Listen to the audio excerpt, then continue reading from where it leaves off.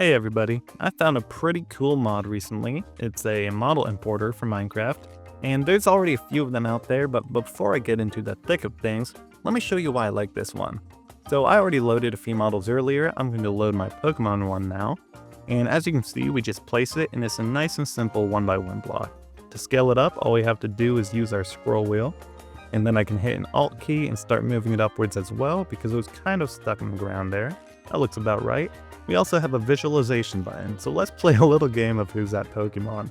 I mean, I'm pretty sure everyone got it already. It's the iconic Pikachu with that tail of his. But before I actually render it, I'm going to make it a little bit bigger. Or maybe a bit bigger.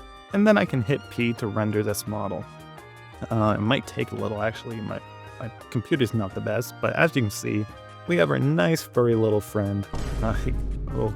He kind of looks weird from the front view, but on his good side, I don't think he looks too shabby.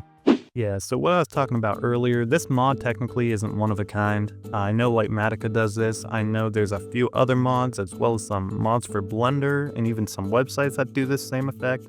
However, this is my favorite, and I'm going to show you a few more reasons why, and not just because of my beloved Pikachu right here.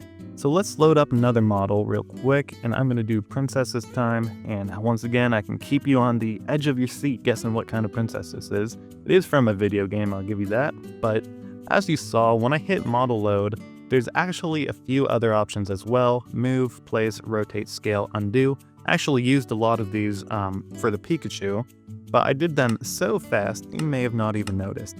So these are all connected to keybinds, so it's pretty self-explanatory. M for move, B for place, R for rotate, but because of that, you can generate these pretty fast, and if you do generate one and it doesn't come out pretty good, and hopefully this one does, but if it doesn't, we have an undo button.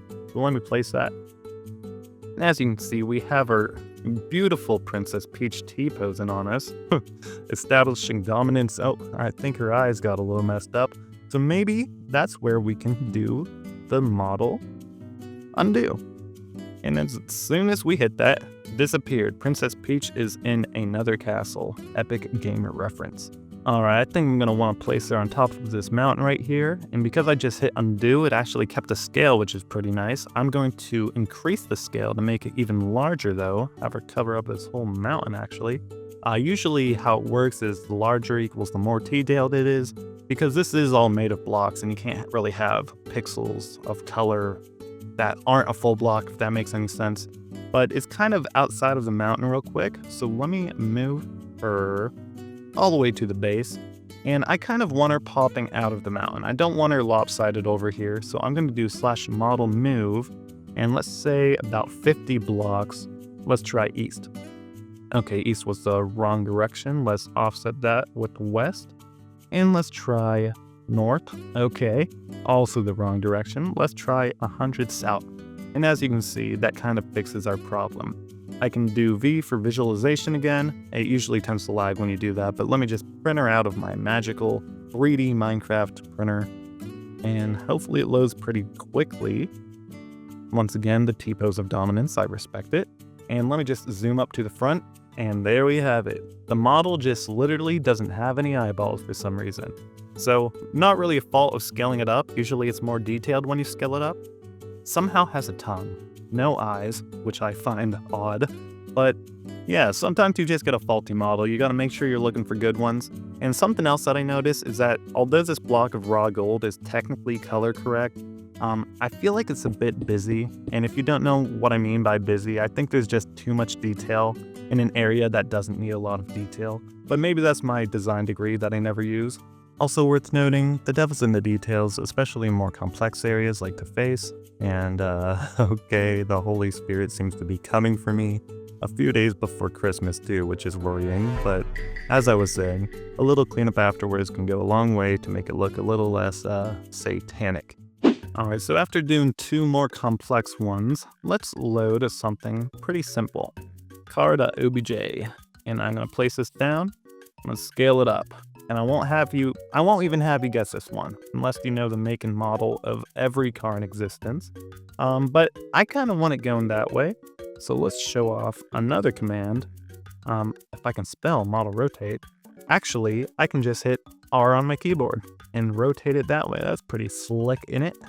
And what I like to do is kind of, you can like off rotate it, but I like having it on these blocks axes because then it's a 1-to-1 block ratio and it's easier for Minecraft to render.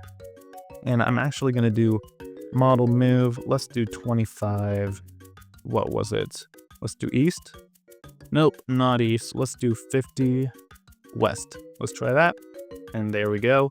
Let's do a little preview. Okay, it looks like it's in the ground. So let's move that up as well.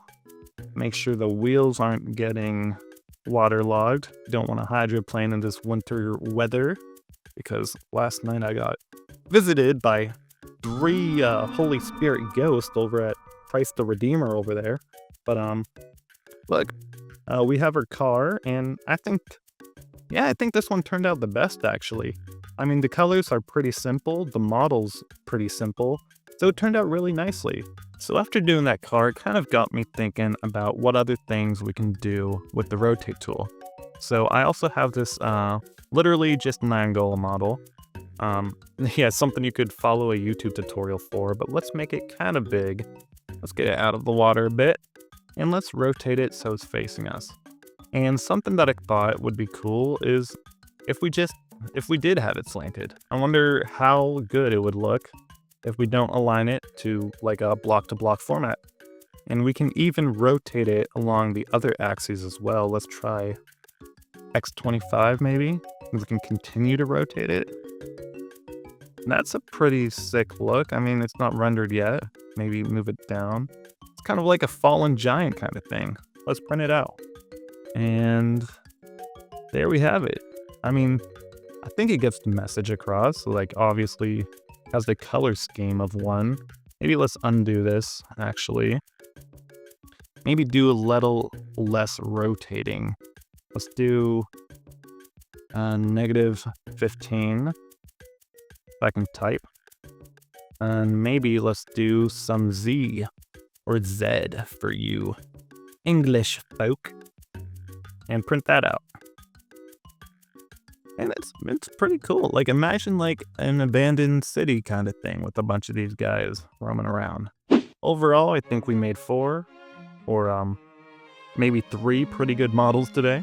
I think I'll show one more for the fans, and then I'll show you how to import your own models next. And there you have it. It's our good old pal Pomni. And if we zoom in, we kind of see all of those unique blocks that you wouldn't think would be used in a build like this. But it all comes together. I think it comes together pretty well. But after all of this experimenting, I think Edgebug. I think it's time for me to show you how to import your own models because it's not really defined well in the mod form. So I'll show you how to do that right now. Alright, so I'm in model editor now, and the 2 options you basically have are either make things yourself or find them online. And I actually did not make this myself, but there's like a 3D model sharing service within this platform, so that's why I have this. But I'm going to name this boy Kirby. Kirby. And you can either export or download these as an OBJ or an STL file. Those are the only ones I can import. Don't look in the homework folder. We are going to export that. And as soon as we are done with that, we can go into our files. Woohoo! Files. We can go into our downloads, copy all of these. We are going to cut these and go into Modrent.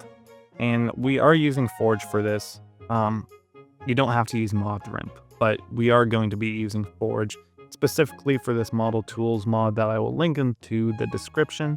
But we're going to go into this folder wherever yours is and go into the models file and just paste that in there. You can see all of my ones from earlier. I'm not sure if you need all of these, but better safe than sorry. And as soon as we go back into our game, we can do /model load. And as you can see, Kirby is now in here. So as one last hurrah, let's generate this bad boy. Make him as big as possible. Let's go out with a bang. And let's generate.